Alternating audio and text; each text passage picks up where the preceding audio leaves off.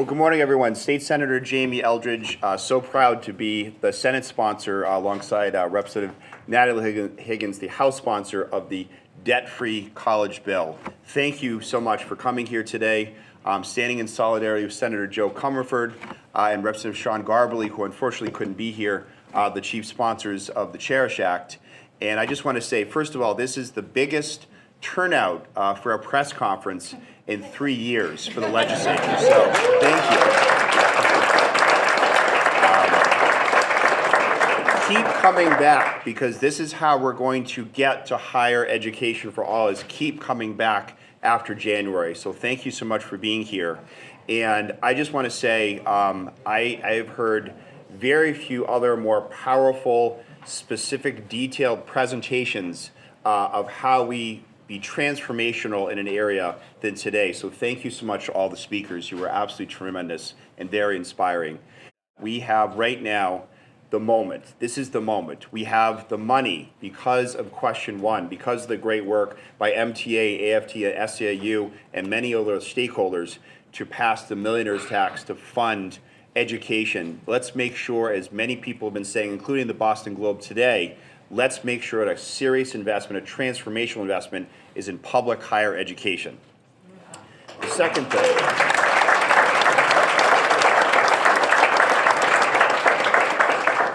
thing, has been laid out just now, is we have the need. We've shown the need, whether you're talking about wages, whether you're talking about making sure that we reach equity in all areas, whether geographically or from an economic or racial gap perspective, we see the need.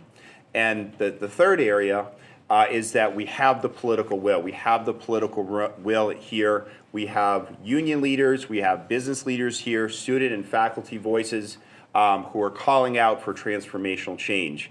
And so I am feeling so inspired about this. This is the perfect moment to send a message to House and Senate leadership, to our next governor, that we need to make sure that as this money comes in under the millionaire's tax, that we're committing that to public higher education.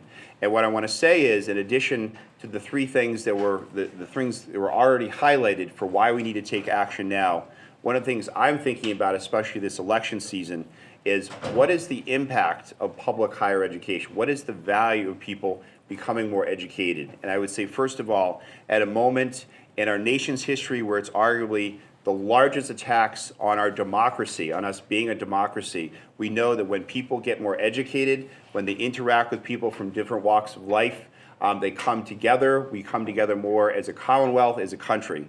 So that is a powerful reason to invest in public higher education. We have one of the strongest and most robust and diverse economies, but what we know is that there are serious gaps. As a legislator, and I think all legislators can speak to this, is that there isn't a day that goes by when we hear about labor and workforce challenges across Massachusetts. And the last thing is around making sure that we have a commitment to geographical, racial, and economic inequities across Massachusetts. The racial wealth gap in Massachusetts is absolutely disgraceful. We have among the most wealthiest here in Massachusetts, but the economic income gap here is deeply disturbing, one of the highest in the countries. We need to fix that. And so, and the geographical piece is someone that borders Worcester and Middlesex counties. I see those geographical barriers. I know those increase as we go further west. So this is the moment to take action on higher education at all. So inspired to be here with you, as well as my colleagues who are also tremendous leaders on public higher education. Thank you so much.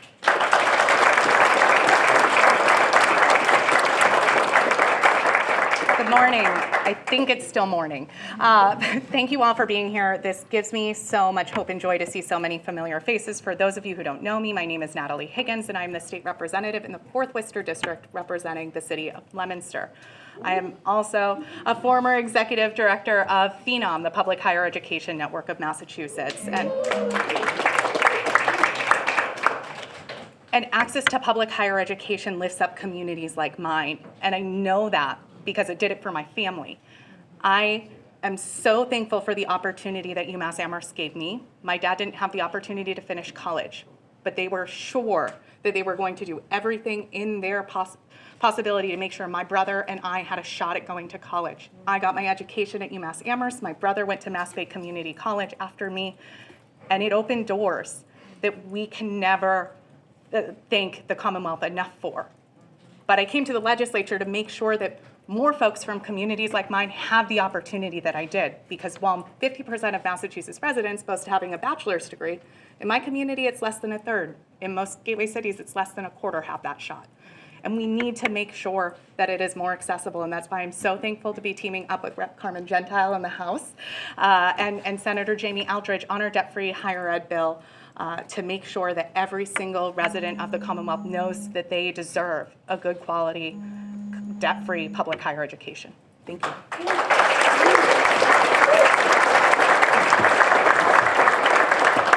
Good morning, everyone. I'm so honored to be here. I'm really grateful to stand with my incredible colleagues, Rep. Higgins, with whom I am helping to wrangle the higher ed caucus this session. So we will be back at it along with Senator Eldridge and our colleagues in the room to bring together the kind of inside political force necessary to seize the promise of this moment. And I agree, it is time, it is beyond time, and many of you have been leading this work far before I came to the legislature in 2019, and I am so honored to be here. I have, for the last couple of sessions, along with Rep. Garbley, filed the Cherish Act, thanks to Max, who is a good friend, and of course, Dr. Eve Weinbaum. I love this bill, and I am so happy to also be in solidarity with the debt-free higher education movement. They are sisters, they are the same, and we are going to find the way forward for both of these critical bills. I want to say the speakers today have been riveting, and I want to thank particularly Claire and Phyllis, who are at UMass Amherst and, of course, Greenfield Community College, because I have the privilege of representing them in the Hampshire-Franklin-Worcester district. So this session, I chair two committees. I chair the Joint Committee on Public Health, and I chair the COVID-19 and Emergency Preparedness and Management Committee. That's a lot of words. But what those committees have looked at are the disproportionate ravages of COVID. So I just want to focus in on two things really quickly. We know that historically, students of color have been disproportionately boxed out. But when the COVID-19 looked at the higher education implications of the pandemic, and here I will speak to the moral and ethical imperatives of getting this right this session, not only did these historic trends continue, but they increased. So disproportionately fewer students of color entered our higher educational system, and disproportionately more dropped out. I'd say that's a clarion call to action from an equity perspective.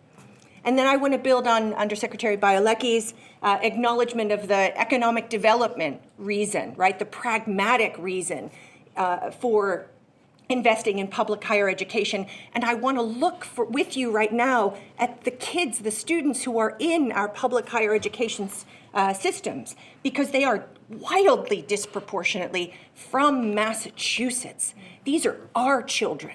They will go to our schools. And you know what? They will come home.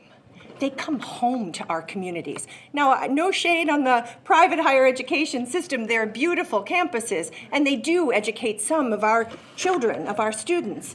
But the vast majority of our students will be educated in these fine, stellar public higher education institutions, and then they will come home embracing these 21st century skills that we need them to have.